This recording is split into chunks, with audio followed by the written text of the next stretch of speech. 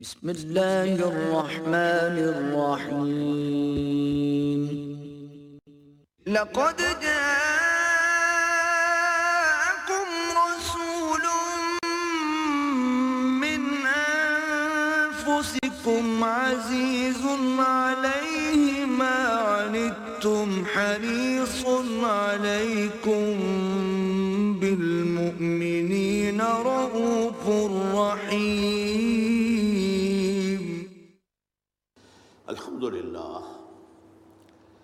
الحمدللہ وکفا والصلاة والسلام علی عباده الذین اصطفیٰ خصوصاً علی افضلہم وخاتم النبیین محمد الامین وعلی آلہ وصحبہ اجمعین اما بعد فقد قال اللہ تبارک وتعالی کما ورد فی سورۃ النور اعوذ باللہ من الشیطان الرجیم بسم اللہ الرحمن الرحیم قل اطیعوا اللہ واطیعوا الرسول فإن تولوا فإنما علیہ ما حمل وعلیکم ما حملتم وإن تطیعوه تہتدوا وقال عز وجل كما ورد في سورة التغابن وأطیعوا اللہ واطیعوا الرسول فإن تولیتم فإنما على رسولنا البلاغ المبین صدق اللہ العظیم رب اشرح لي صدری ویسر لي امری واحلل عقدۃ من لسانی یفقہوا قولی اللہم ربنا الہمنا رشدنا واعذنا من شرور انفسنا اللہم ارنا الحق حقا وارزقنا اتباعہ وارنا الباطل باطلا وارزقنا اجتنابہ آمین یا رب العالمین۔ سب جانتے ہیں کہ ہمارے دین اسلام کی اور شریعت اسلامی کی دو بنیادیں ہیں، ایک ہے کتاب اللہ قرآن حکیم اور ایک ہے سنت رسول صلی اللہ علیہ وسلم۔ جیسے کہ ہمارے کلمہ طیبہ کے دو حصے ہیں، لا الہ الا اللہ محمد رسول اللہ صلی اللہ علیہ وسلم۔ کلمہ شہادت جو ہمارے اسلام کی جڑ اور بنیاد ہے، اس کے بھی یہی دو حصے ہیں، اشہد ان لا الہ الا اللہ وحدہ لا شریک لہ واشہد ان محمدا عبدہ ورسولہ صلی اللہ علیہ وسلم۔ اب کتاب اللہ اور سنت رسول اللہ میں تھوڑا سا فرق ہے۔ کتاب اللہ وحی جلی کی بنیاد پر ہے، اور یہ وحی بالمعنی نہیں ہے، وحی باللفظ ہے۔ انگریزی میں اسے وربل ریولیشن کہتے ہیں۔ عیسائیوں کے ہاں وحی کے بارے میں یہ تصور ہے کہ وحی وربل نہیں ہوتی، بلکہ ایک مفہوم جو ہے وہ منتقل کر دیا جاتا ہے، اس مفہوم کو پھر وہ رسول اپنی زبان میں ادا کرتا ہے، تو گویا کہ الفاظ اللہ کے نہیں ہوتے۔ ہمارا یہ تصور نہیں ہے۔ وحی جلی وہ وربل ریولیشن ہے، لفظ بلفظ اللہ ہی کا کلام ہے، اور نمبر دو یہ کہ وہ بالکل محفوظ ہے، اس کے کسی ایک حرف میں بھی کسی ایک شوشے میں بھی کوئی تحریف نہیں ہوئی۔ اس کے مقابلے میں سنت کا معاملہ یہ ہے کہ وہ وحی خفی پر مبنی ہے، وہ بھی وحی،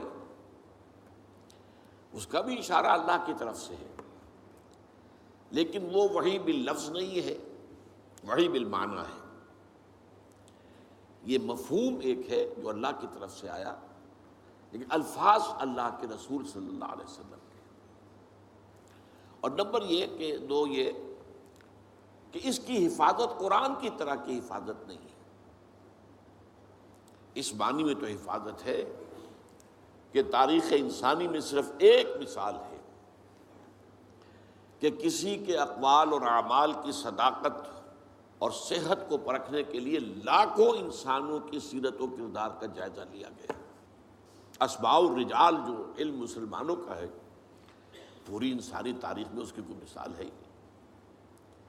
تو اس اعتبار سے حفاظت کی گئی ہے، حفاظت ہوئی ہے، انڈائریکٹ ہے، اس معنی میں البتہ نہیں ہے کہ لفظ بلفظ ہر شے جو ہے وہ محفوظ ہو، بلکہ یہ بھی ہے کہ حضور صلی اللہ علیہ وسلم سے ایک مجمع میں کچھ لوگوں نے باتیں سنی، پھر انہوں نے جو روایت کی تو ان میں تھوڑا تھوڑا فرق ہو گیا. اور یہ آج بھی آپ دیکھیں گے، میری کوئی بات اگر آپ جا کر لوگوں کو بتائیں گے تو ہر شخص کے بتانے میں کچھ فرق ہو جائے گا. چنانچہ جس کو کہا گیا ہے ام السنہ حدیث جبرائیل، وہ 40 میں نمبر 2 پر آئے گی. وہ اس کی ایک بہت بڑی مثال ہے کہ وہ بہت اہم حدیث ہے، بہت مشہور حدیث ہے، متواتر حدیث ہے، لیکن مختلف راویوں نے جب اسے بیان کیا ہے تو لفظی طور پر اس میں اختلاف ہے. دوسری بات یہ ہے کہ سنت اور حدیث یہ دو الفاظ علیحدہ ہیں. سنت حضور کا تعامل، حضور کا طرز عمل، یہ سنت ہے، اور حدیث اس کا ایک ریکارڈ ہے، ریٹن ریکارڈ. سنت کو معلوم کرنے کے دو ذرائع ہیں، ایک حدیث جس پر ہم گفتگو ابھی کریں گے مزید، ایک امت کا تواتر عمل. حضور کو عمل کرتے ہوئے دیکھا صحابہ نے تو آپ کی پیروی کی، آپ کی نقل کی. صحابہ کو عمل کرتے ہوئے دیکھا تابعین نے تو آپ کی ان کی پیروی کی اور ان کی جو ہے ان کے نقش قدم پر چلے. تو اس طرح ہوتا ہوتا نسل بعد نسل تواتر کے ساتھ بہت سی چیزیں ہیں جو امت میں منتقل ہوتی چلی آئی. تو یہ تواتر عمل جو ہے امت کا، یہ سنت کا علم حاصل کرنے میں دوسرا اہم اس کی سورس ہے. عام طور پر لوگ سنت اور حدیث کو مترادف سمجھ لیتے ہیں، یہ دو الفاظ مختلف ہیں، ان کا مفہوم جدا ہے. اب حدیث اور سنت یہ دونوں الفاظ جو ہیں اللہ کے لیے بھی آئے ہیں، رسول کے لیے بھی آئے ہیں. مثلا سنت اللہ التی قد خلت من قبل ولن تجد لسنت اللہ تبدیلا ولن تجد لسنت اللہ تحویلا. یہ اللہ کا قانون رہا ہے، طرز عمل رہا ہے، اللہ کا تعامل رہا ہے ان لوگوں کے بارے میں جو پہلے ہو گزرے ہیں. اور تم نہیں دیکھو گے کہ اللہ کے سنت میں، اللہ کے قانون میں، اللہ کے طرز عمل میں، اللہ کے تعامل میں کوئی فرق واقع ہو، نہ تبدیلی نہ تحویل. اسی طرح فرمایا سنت من قد ارسلنا قبلک من رسلنا ولن تجد لسنتنا تحویلا. یہ اللہ کی سنت، اللہ کا قانون، اللہ کا طریق عمل، اللہ کا طرز عمل ہے ان سب کے بارے میں جو نبیوں اور رسولوں میں آپ سے قبل گزر چکے ہیں، اور آپ اللہ کی سنت میں کہیں کوئی تبدیلی نہیں پائیں گے. تو یہ اللہ کی سنت ہے، تو رسول کی سنت اور اللہ کی سنت. اسی طریقے سے حدیث سورہ نساء میں فرمایا وَمَنْ أَصْدَقُ مِنَ اللَّهِ حَدِيثًا. قرآن کیا ہے؟ یہ حدیث اللہ ہے، اللہ کی بات ہے. اور تم نہیں پاؤ گے اللہ سے بڑھ کر کوئی سچا اپنی حدیث میں. اللہ کی حدیث سے بڑھ کر سچی اور کون سی حدیث ہو سکتی ہے؟ اسی طرح فرمایا گیا فَبِأَيِّ حَدِيثٍ بَعْدَهُ يُؤْمِنُونَ.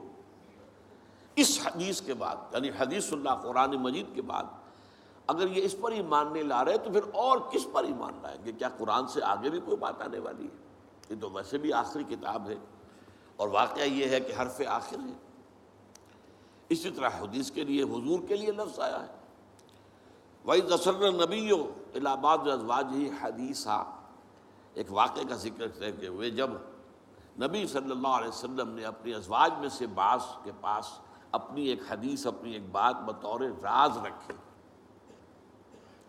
تو سنت کا لفظ بھی سنت اللہ، سنت رسول، حدیث اللہ، حدیث الرسول صلی اللہ علیہ وسلم.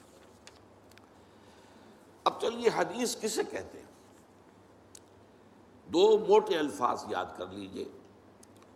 حدیث دو طرح کی چیزوں پر مشتمل ہے. ایک اخبار کہلاتے ہیں، خبر کی جمع اخبار. ایک آثار کہلاتے ہیں، اثر کی جمع آثار. خبر کسے کہتے ہیں؟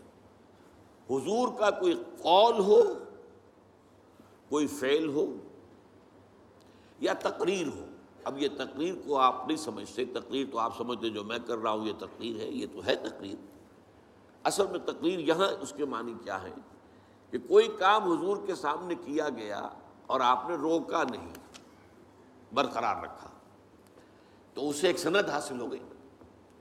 جب حضور کے سامنے کام کیا، آپ نے دیکھا اور آپ نے منع نہیں کیا، روکا نہیں، کہا جائز ہے، تو یہ گویا کہ ایک سند ہو گئی کہ حضور کی طرف سے ایک طرح کی اس کو منظوری جو ہے امپلائڈ، حضور کی طرف سے ریکگنیشن حاصل ہو گئی۔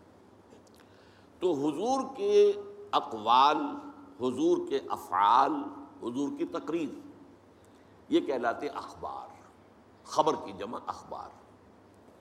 اور آثار ہیں کسی صحابی کا قول یا صحابی کا عمل یا صحابی کی تقریر، اس لیے کہ یہی گمان غالب ہے کہ صحابی جو بات کہہ رہا ہے وہ اپنی طرف سے نہیں کہہ سکتا، صحابی جو عمل کر رہا ہے وہ اپنی وجہ سے نہیں کر رہا، صحابی کا قول بھی، صحابی کا عمل بھی، اور صحابی کی تقریر بھی، جیسے رسول کا قول، رسول کا عمل، رسول کی تقریر، یہ اخبار ہے۔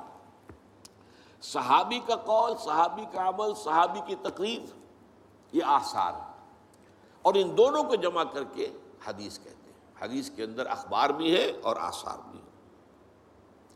اب آئیے حدیث جو رسول کی ہے، اس میں یہ جان لیجئے کہ اس کے دو حصے ہوتے ہیں۔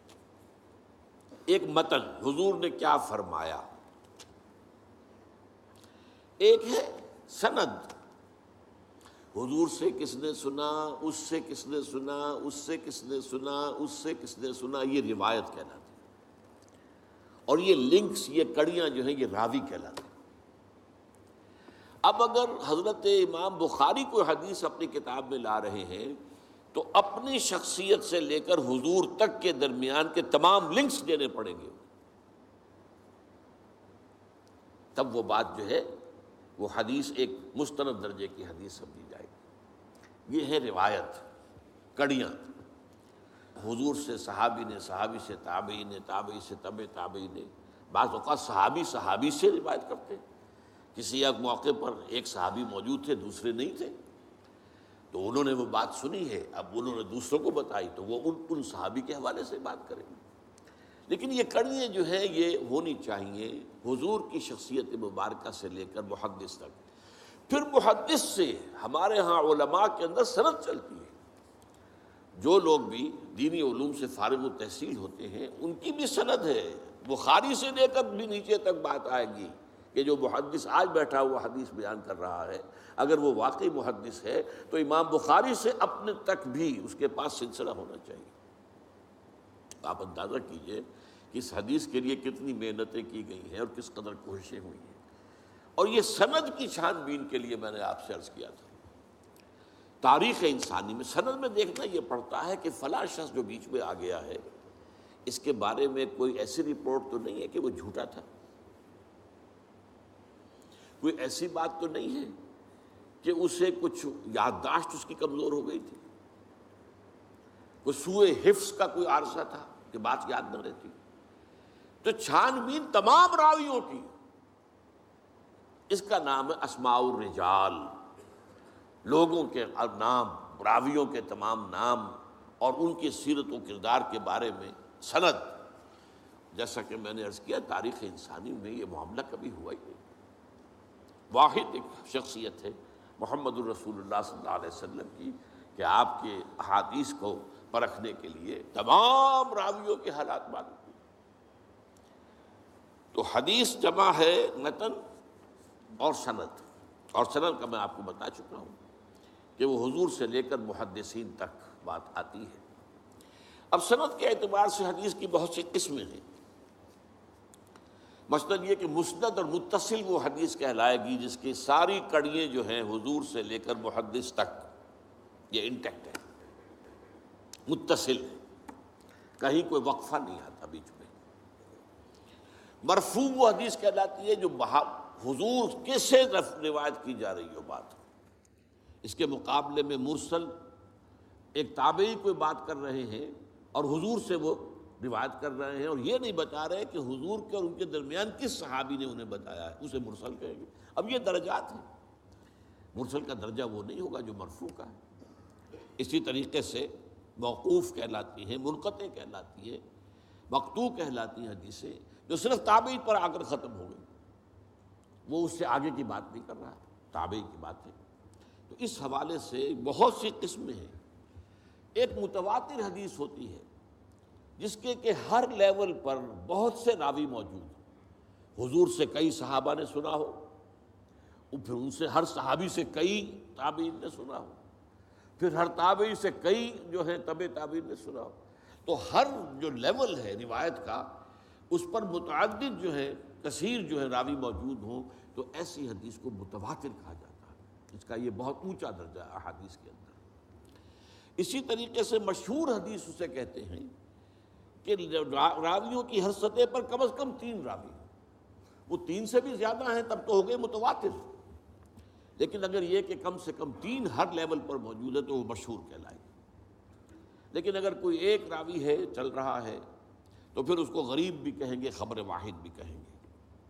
اسی طرح حدیث صحیح، حدیث حسن، حسن لغیرہ ہی، حسن لذاتہ، یہ مختلف جو ہے احادیث کے سند کے اعتبار سے مختلف درجے ہیں، مختلف قسمیں ہیں. البتہ اس کے بعد پھر آتا ہے حدیث ضعیف، کمزور حدیث. کمزور حدیث کسے کہتے ہیں؟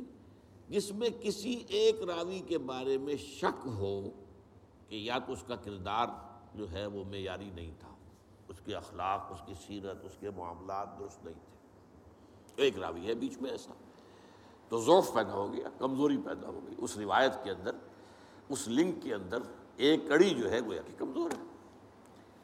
اور یا یہ ہے کہ اس کے بارے میں یہ معلوم ہو کہ اسے سوء حافظہ، میموری جو ہے وہ اس کی کمزور ہو اور اس کے اندر خرابی ہو، تو اس کے بھی شک پڑ جائے گا. تو اگر کسی ایک کڑی میں بھی ان 2 میں سے کوئی ایک وصف پایا جاتا ہو تو وہ حدیث ضعیف کہلائے گی. اس سے پھر سب سے نیچے درجہ جو آتا ہے وہ آتا ہے موضوع کا، جس کے بارے میں محدثین نے تحقیق کر کے، چھان بین کر کے یہ فیصلہ کر دیا کہ یہ تو گھڑی ہوئی حدیث ہے، جھوٹی حدیث، اس کی حضور کی طرف نسبت صحیح نہیں ہے. یہ پھر اپنی جگہ پر ان موضوعات کو بھی جمع کر لیا گیا ہے. جتنی حدیثیں وضع کی گئی ہیں کتاب الموضوعات، تو موضوع حدیثوں کو بھی جمع کر لیا گیا. یعنی اس درجے معاملہ کیا گیا ہے نبی اکرم صلی اللہ علیہ وسلم کے اقوال اور افعال اور تقریر کے ضمن میں. البتہ اس میں ایک بات میں عرض کروں گا کہ عام طور پر کسی حدیث کے ساتھ لکھ دیا جائے ضعیف، تو آج ہمارا خیال یہ ہوتا ہے کہ اس کو چھوڑو. نہیں، یہ نہیں.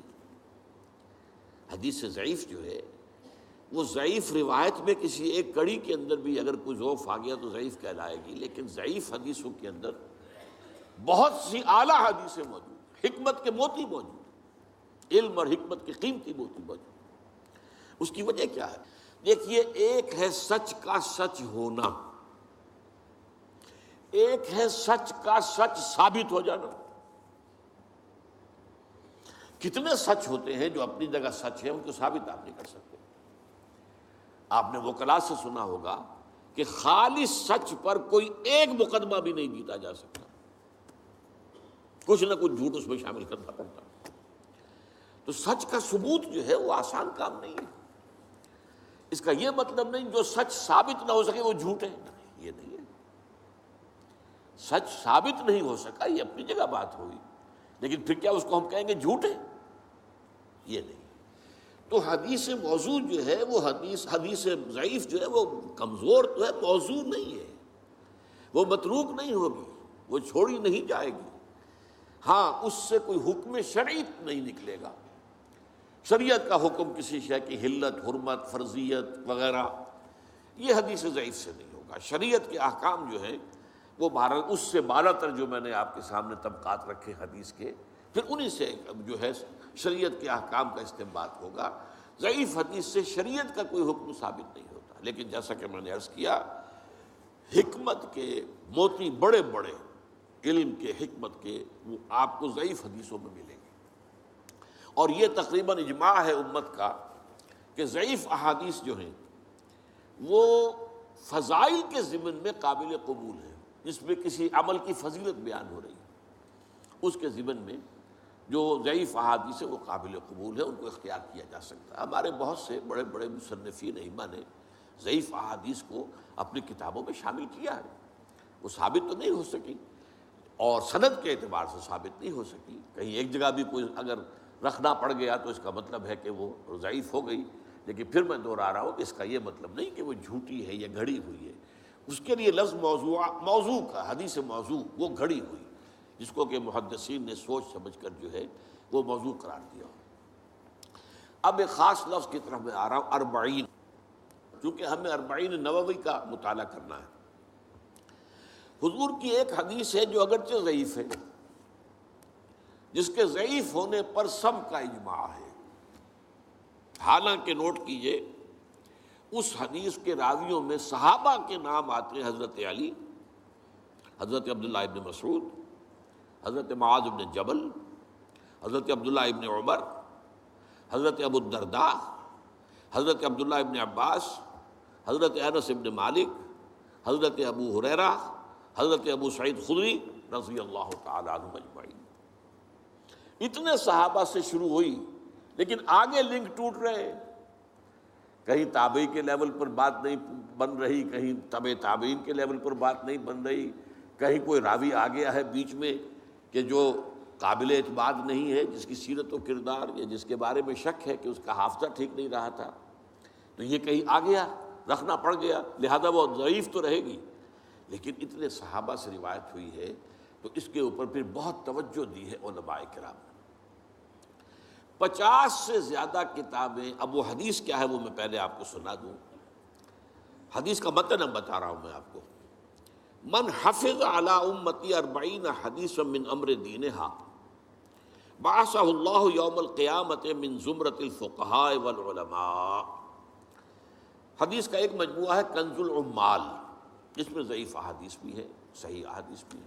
کنز العمال، اس میں یہ حدیث موجود ہے. اور جیسا کہ میں نے کہا صحابہ میں سے اتنے صحابہ کے نام میں نے آپ کو لے دیے، یہ سب کے سب فقہاء صحابہ میں سے، بہت چوٹی کے صحابہ میں سے. لیکن یہ ہے کہ وہ اس کی روایت، جیسا کہ میں نے عرض کیا، سارا دار و مدار روایت پر ہے. اسی کے اوپر معاملہ جو ہے حدیث کا مقام و مرتبہ متعین ہوگا. ترجمہ کیا ہے؟ جس شخص نے بھی میری امت کے لیے یا میری امت کی حفاظت کے لیے، اس کے دین و شریعت کی حفاظت کے لیے میری 40 حدیثیں حفظ کی، دین کے معاملے میں 40 حدیثیں حفظ کی، اللہ تعالیٰ اسے اٹھائے گا قیامت کے دن من زمرۃ الفقہاء، فقہاء میں، والعلماء، اور علماء میں. جس شخص نے بھی میری امت کے دینی معاملات سے متعلق میری 40 حدیثوں کو حفظ کر لیا. اب میں لفظ حفظ کیوں کا تم بول رہا ہوں، یاد کرنا میں نہیں کہہ رہا، اس کی وجہ ہے حفظ کر لیا.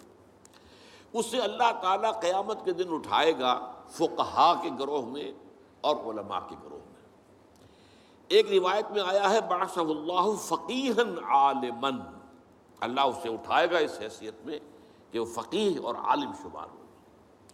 حضرت ابو الدرداء کی روایت میں ہے وَكُنْتَ لَهُ يَوْمَ الْقِيَامَةِ شَافِعًا وَشَهِيدًا. حضور فرما رہے ہیں اس شخص کے لیے میں قیامت کے دن سفارش کرنے والا بھی ہوں گا اور شفاعت کرنے والا بھی ہوں گا اور گواہی دینے والا بھی ہوں گا اس کے حق میں. حضرت ابن مسعود کی روایت میں ہے اس سے کہا جائے گا قیل لہ ادخل من ای ابواب الجنت شئت، تم جنت کے جن دروازوں میں سے جس دروازے میں چاہو داخل ہو جاؤ. اور فی روایت ابن عمر، حضرت عبداللہ ابن عمر رضی اللہ تعالی عنہما کی روایت میں ہے کتب فی زمرۃ العلماء وحشر فی زمرۃ الشہداء.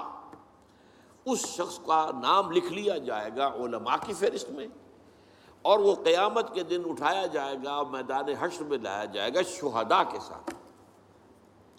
یہ میں نے حدیث کا آپ کو متن جو ہے، ایک تو بہت جو مشہور متن ہے پہلے وہ سنایا ہے، اور پھر مختلف راوی صحابہ کی طرف سے جو روایت ہو کر آئی ہے تو اس میں تھوڑا تھوڑا جو فرق آیا ہے وہ میں نے سنا دیا. اب یہاں نوٹ کیجئے کہ میں نے حفظ کے لفظ کو اس حدیث کے ترجمے میں کیوں برقرار رکھا. دیکھیے حفظ کا ایک عجیب تصور تو ہمارے ہاں ہے. قرآن کا حافظ ہے، مفہوم جانتا ہی نہیں، یہ کیسا حافظ ہے؟ یہ تو نام کا حافظ ہے. صحابہ کرام میں اگر کوئی صرف حفظ کرتا تھا تب بھی چونکہ عربی اپنی زبان تھی مفہوم جانتا تھا،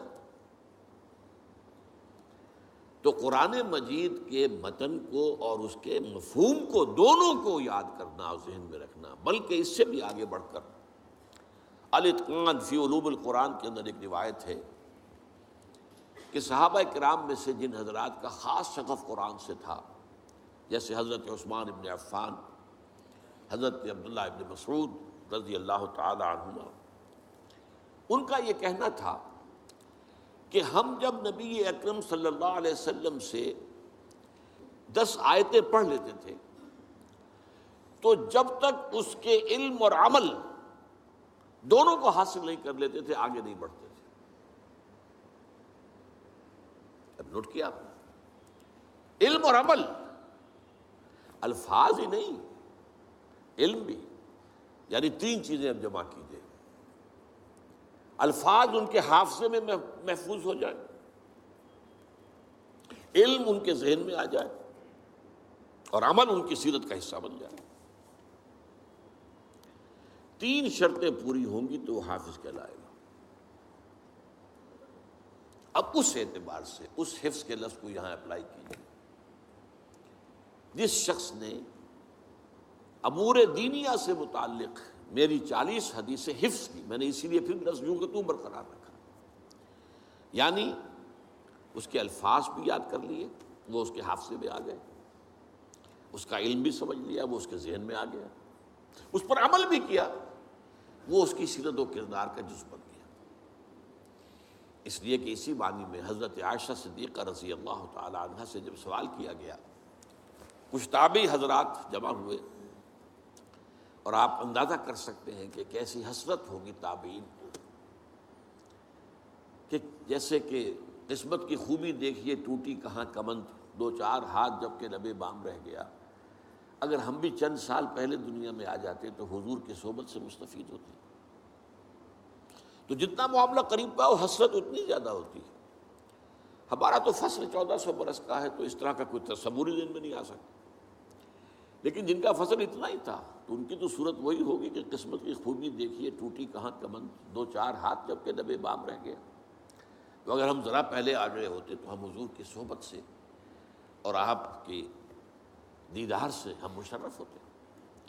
تو حضرت عائشہ ام المومنین رضی اللہ تعالی عنہا کے پاس کچھ تابعی آئے کہ ہمیں حضور کی سیرت سنائیے۔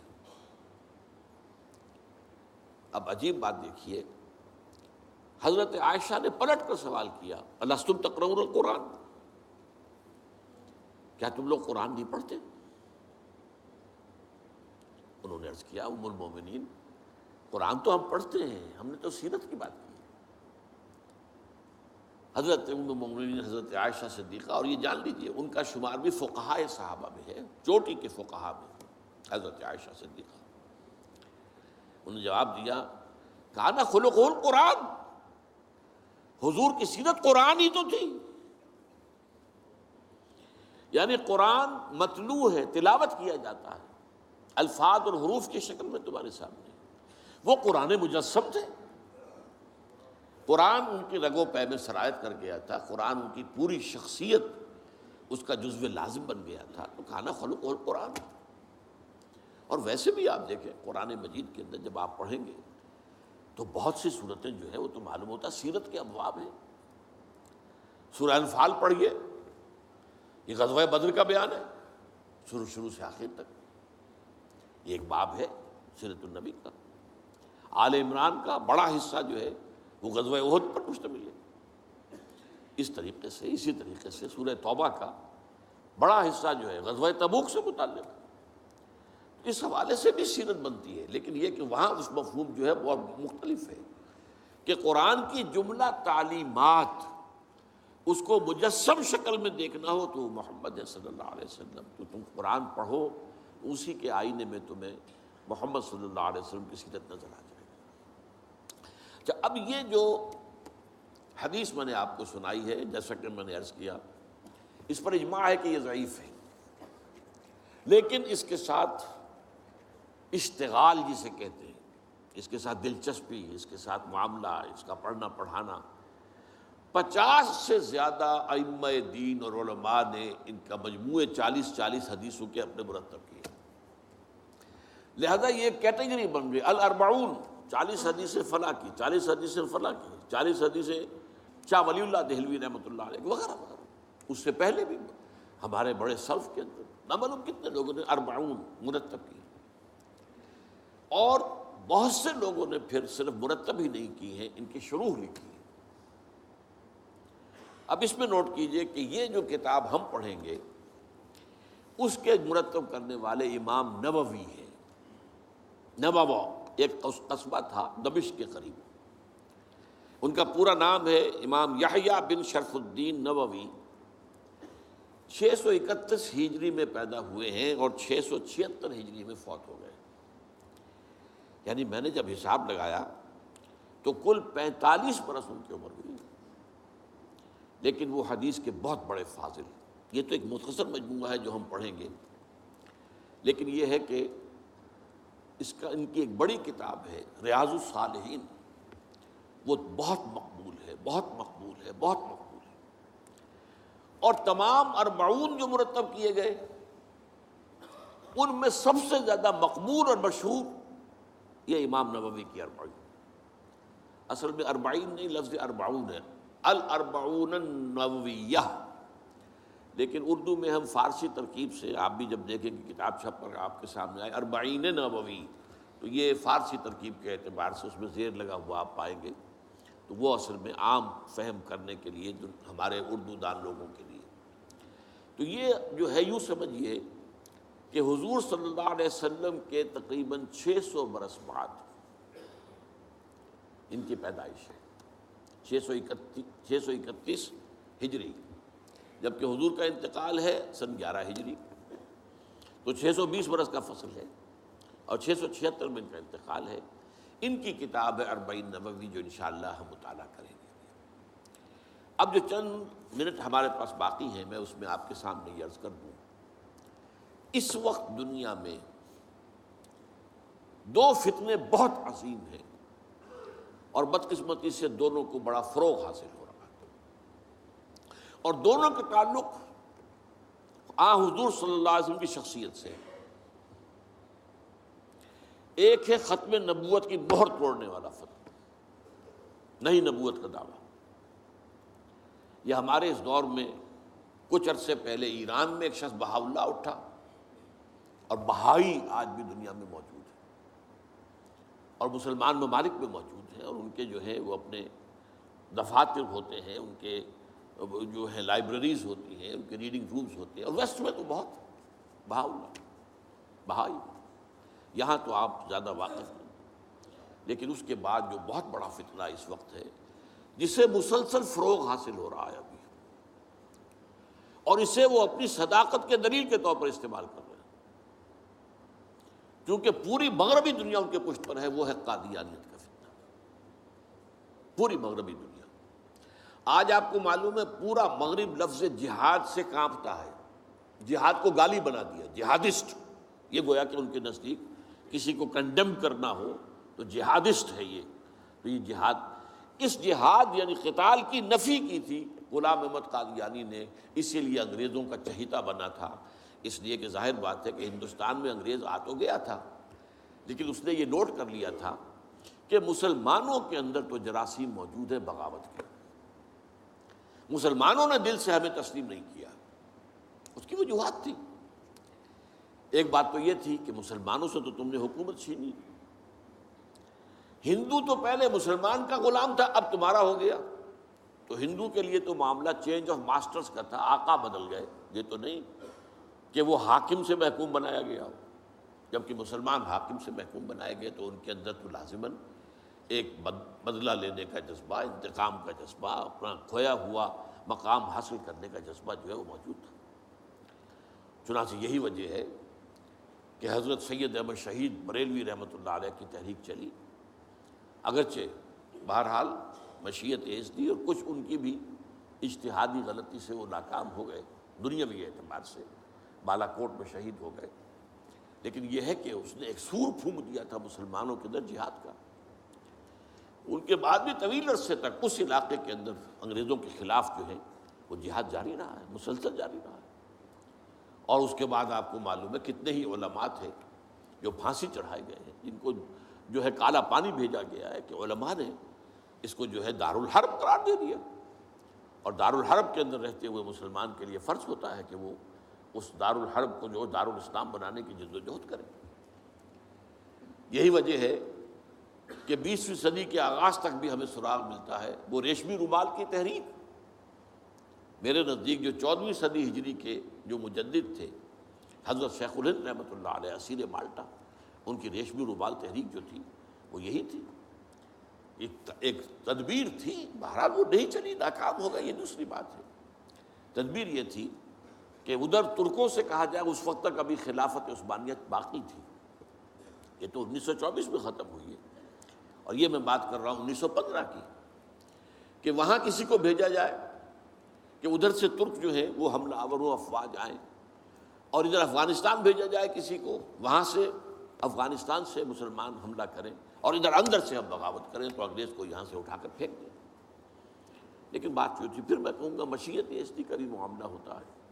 حضرت شیخ الہند خود گئے تھے ترکی سے مدد لینے کے لیے، پہلے وہاں حجاز گئے، اس لیے کہ حجاز میں ابھی مدینہ منورہ میں ترک گورنر موجود تھا، ابھی جو ہے وہ شریف حسین جو تھا جس نے بغاوت کی تھی ترکوں کے خلاف، مکے پر تو اس کا قبضہ تھا، مدینے پر نہیں تھا، تو وہاں گورنر جو ہے ترکی کے خلافت عثمانیہ کے موجود تھے، ان سے ملاقات کی اور آگے جانے کا فیصلہ بھی تھا۔ لیکن اسی اثنا میں مخبری ہو گئی، اور شریف حسین والی مکہ نے، جس کی یہ نسل ابھی تک چل رہی ہے، یہ جو اردن کا بادشاہ بیٹھا ہوا ہے، یہ اسی کا پڑ پوتا سمجھ لیجئے، یا پڑ پوتا یا سگڑ پوتا، یہ وہ نسل ہے ہاشمی، ہاشمائٹ۔ اس نے حضرت شیخ الہند کو گرفتار کر کے اور چاندی کی تشتری میں رکھ کر انگریز کو پیش کر دیا، یہ آپ کا باغی یہاں پر آ کر اور آپ کے خلاف سازشیں کر رہا ہے۔ اور دیکھیے انگریز انہیں کہاں لے گیا، مالٹا، میڈیٹرینین سی کا ایک جزیرہ، بحیرہ روم کا۔ آخر ہندوستان میں بھی تو واپس لا سکتا تھا، ہندوستان کی کسی جیل میں نہیں۔ اقبال کے نفس سے ہے لالے کی آگ تیز، ایسے غزل سرا کو چمن سے نکال دو، تو وہاں رکھا ہے انہیں 4 سال وہاں پر وہ، اور ٹی وی جو ہے وہ اپنی آخری حد کو پہنچی ہے تو چھوڑا ہے کہ ہماری اگر قید کے اندر یہ انتقال ہو گیا ان کا تو پھر طوفان اٹھ جائے گا۔ تو ایک فتنہ تو یہ ہے جو ختم نبوت کا، چونکہ اس قتال کے خلاف فتویٰ دیا تھا، دین کے لیے حرام ہے اب دوستو قتال، قتال فی سبیل اللہ ختم ہو گیا، لہذا انگریزوں نے ان کا چہیتا بنا، ان کے فتنے آج بھی پورا ویسٹ جو ہے، یورپ میں، امریکہ میں، انگلینڈ میں آج کل ان کا مرکز ہے، اور ان کے خطبے جو ہیں اس کے امام جو کہلاتا ہے خلیفہ، وہ آپ کو معلوم ہے کہ وہ سیٹلائٹس کے اوپر جو ہے وہ نشر ہوتا ہے۔ دوسرا فتنہ جو ہے جو اپنی تاثیر کے اعتبار سے اس پہلو سے اس سے بھی زیادہ خطرناک ہے کہ وہ زیادہ پھیل رہا ہے اور اس کا ادراک اور احساس نہیں ہے۔ ختم نبوت کا معاملہ تو ایسا ہے جو اتنا واضح ہے، کسی کا نبوت کا دعویٰ کرنا اتنا واضح ہے کہ ہر مسلمان سمجھ لے گا کہ واقعی وہ تو دائرہ اسلام سے خارج ہو گئے، اور جو اسے مانے وہ دائرہ اسلام سے خارج۔ چنانچہ یہ فیصلہ جو ہے ہمارے ہاں آپ کو معلوم ہے سرکاری سطح پر، حکومتی سطح پر، ریاست کی سطح پر، پارلیمنٹ نے طے کیا کہ قادیانی خواہ وہ ربوائی ہے اصل قادیانی، خواہ وہ لاہوری ہے جو لاہوری احمدی اپنے آپ کو کہتے ہیں، وہ دونوں دائرہ اسلام سے خارج ہیں۔ لیکن یہ دوسرا فتنہ وہ ہے کہ جو اندر ہی اندر جیسے دیمک جو ہے لکڑی کو کھا جاتی ہے، ان کا یہ فتنہ ہے انکار حدیث کا فتنہ۔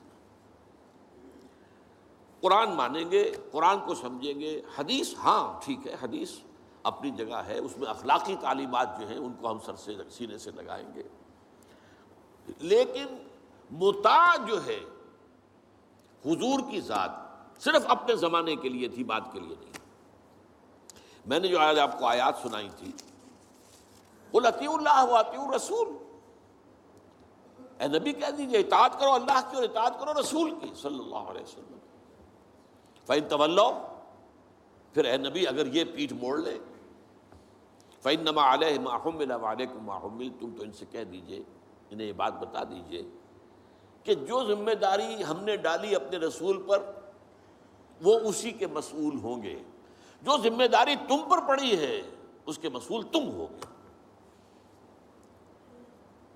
وَإِن تُطِيعُوهُ تَهْتَدُوا، اور اگر تم ان کی اطاعت کرو گے تبھی تم ہدایت پر ہوگے. دوسرا سورۃ تغابن کی آیت میں نے آپ کو سنائی تھی، وَأَطِيعُوا اللَّهَ وَأَطِيعُوا الرَّسُولَ فَإِن تَوَلَّيْتُمْ فَإِنَّمَا عَلَىٰ رَسُولِنَا الْبَلَاغُ الْمُبِينُ. اطاعت کرو اللہ کی، اطاعت کرو رسول کی صلی اللہ علیہ وسلم. اگر تم نے پیٹھ موڑ لی تو جان لو کہ ہمارے رسول پر تو صرف پہنچا دینے کی ذمہ داری تھی، آگے تم مسئول ہو کہ تم تک جو پہنچا دیا گیا تھا پیغام تم نے اسے قبول کیوں نہیں کیا. یہ جو اطاعت رسول ہے یہ دائمی ہے، یہ ایسا نہیں ہے کہ صرف حضور اس کے لیے الفاظ استعمال کر دیتے ہیں. وہ مرکز ملت اپنے دور میں اپنے زمانے میں مرکز ملت تھے محمد صلی اللہ علیہ وسلم، لہٰذا امیر جماعت کی حیثیت سے، امیر ملت کی حیثیت سے ان کا حکم مانا جانا ضروری تھا. لیکن آئندہ تو جو بھی امیر ہوگا، جو بھی مرکز ملت ہوگا، جو بھی حکومت بنے گی، جو بھی مسلمانوں میں حاکم ہوگا، ان کی اطاعت فرض ہے. اور یہ فتنہ اس تیزی سے پھیلا ہے، اس لیے کہ شریعت کی بہت سی پابندیاں ان لوگوں نے اسی حوالے سے حدیث کو اٹھا کر پھینک دیا. پردہ کوئی شے نہیں ہے، کوئی خاص شے نہیں ہے. پردہ جو ہے یہ تو ایک خاص دور کا کلچر تھا بس. اب قرآن مجید کی آیات کی جو ہے وہ غلط تعویلیں کر رہے ہیں، ترجمے غلط کر رہے ہیں. اب عام آدمی جو ہے، عام جدید تعلیم یافتہ آدمی جو ہے، اسے کہاں عربی کا پتہ ہے؟ وہ اسے کہاں پتہ چلتا ہے کہ یہ جو آیت کا ترجمہ کیا جا رہا ہے یہ غلط کیا جا رہا ہے، ٹیڑھا کیا جا رہا ہے. یہی آیات کے ترجمے میں تحریف قادیانیوں نے کی ہے. ان کا ایک عام مبلغ اور ان کے زیر اثر کوئی شخص آئے آپ سے بات کرے، آپ ہکا بکا رہ جائیں گے. وہ آیتوں پر آیتیں پیش کرے گا لیکن ترجمے اس کے غلط کر رہے ہیں. آخر وہی آیتیں ہیں جو 1400 برس تھے مسلمان جو ہیں صحابہ سے لے کر اور ہمارے دور تک علماء پڑھتے آئے ہیں، ان کا ترجمہ انہوں نے کیا. تو یہاں پر بھی یہ ہے کہ وہ تعویلیں غلط کرتے ہیں، اور ایسی ایسی تعویلیں کہ ذرا سے بھی عقل اگر ہوتا کیا ہے، انسان کی مت ماری جاتی ہے. کسی خاص معاملے میں آپ کسی شخص سے متاثر ہو گئے، اب اس کی ہر بات آپ قبول کرتے جائیں گے، اس پر جو ہے تنقیدی نگاہ نہیں ڈالیں گے. یہ کمزوری ہے. چنانچہ ایسی ایسی تعویلیں بھی ہیں کہ یہ قرآن مجید میں جو آیا ہے کہ چور مرد ہو یا عورت ہو کے ہاتھ کاٹ دیے جائیں، اس کا مطلب ہاتھ کاٹنا نہیں ہے. تو مولویوں نے خامخواہ غلط بات سمجھی ہے، تو بڑا وحشیانہ فعل ہے. اس کا مطلب یہ ہے ہاتھ کاٹ دو، جیسے کہ کبھی والدین کہتے ہیں اپنے بیٹے تم نے تو ہمارے ہاتھ کاٹ دیے. یعنی کوئی معاملہ ایسا ہے کہ تم نے ایسی بات کر دی ہے کہ اب ہمارے پاس کچھ نہیں رہا، کوئی چارہ کاری نہیں، تو گویا کہ تم نے ہمارے ہاتھ کاٹ دیے. تو ایسا معاشرہ پیدا کر دو کہ چوری کی ضرورت ہی نہ ہو، بس یہ ہے ہاتھ کاٹ دینا. معاذ اللہ. حالانکہ قرآن مجید اس کے بعد کہتا ہے جزاء لما کسبا نکالا من اللہ، یہ جو سزا ہے اللہ کی طرف سے اور ان کے کیے کا کرتوت کا بدلہ ہے، یہ بات کہی جا رہی ہے. تو یہ جو ہے ایسا نظام قائم کر دینا، یہ کوئی سزا ہے؟ یہ کوئی عبرت کی بات ہے؟ یہ تو بہت اچھی بات ہے. لیکن یہ کہ وہ لوگ جو پرویز غلام احمد پرویز، عجیب بات یہ ہے کہ پنجاب نے یہ دو غلام احمد پیدا کیے، غلام احمد قادیانی، غلام احمد پرویز. ایک نے مہر ختم نبوت کو توڑا اور ایک نے حدیث کے بارے میں اور مستقل طور پر سنت رسول کو شریعت کے بنیاد ہونے کی حیثیت سے چیلنج کر دیا. اور یہ فتنہ میں آپ سے عرض کر رہا ہوں، آج چونکہ جیسے قادیانیوں کو پوری مغرب کی سپورٹ ہے، ایسے اس فتنے کو بھی، کیونکہ وہ کلیش آف سویلائزیشن میں اسلامی تہذیب کو ختم کرنے کے درپے ہو گئے ہیں، اور اسلامی تہذیب کا اور شریعت کا دار و مدار اکثر و بیشتر تو حدیث پر ہے، سنت پر ہے. لہذا وہ دین کی جڑ کاٹنے کے لیے یہ جو انکار حدیث کا فتنہ، یہ استخفاف حدیث کا فتنہ ہے، اس کو سپورٹ کر رہے ہیں. اور رینڈ کارپوریشن کی جو سفارشات ہیں ان میں شامل تھا یہ کہ ایسے ماڈرنسٹ کہ جو اسلام کی ایسی تعبیریں کریں جو ہماری تہذیب کے ساتھ مماثل ہو جائیں، تو ان کو سپورٹ کیا جائے اور انہیں خاص طور پر الیکٹرانک میڈیا پر انہیں ایکسپوجر دیا جائے. اور آج یہ ہو رہا ہے پاکستان میں بڑے پیمانے پر. تو یہ جو ہے اس اعتبار سے آج زیادہ ضرورت ہے کہ ہم حدیث نبوی کا مطالعہ کریں تاکہ اس کی عظمت جو ہے وہ ہمارے دلوں میں جاگزیں ہو جائے اور حضور صلی اللہ علیہ وسلم کے ساتھ ایک محبت کا اشتوا جو ہے رشتہ مضبوط ہو جائے. اقول قولی ھذا واستغفر اللہ لی ولکم ولسائر المسلمین والمسلمات.